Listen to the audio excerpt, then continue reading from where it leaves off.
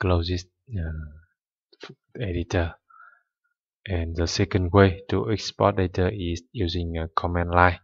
If you don't use the MySQL Workbench program, so you can use the Windows command prompt to run this command.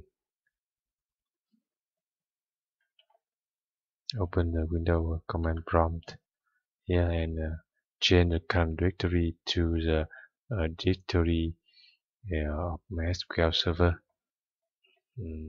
Here,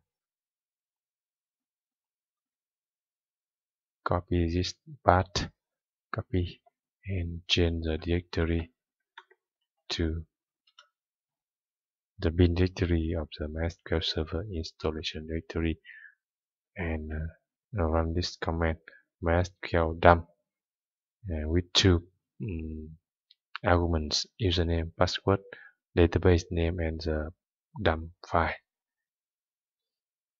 So now let's type the command MySQL dump. Username is root and password is password. Note that there's a space between the flag minus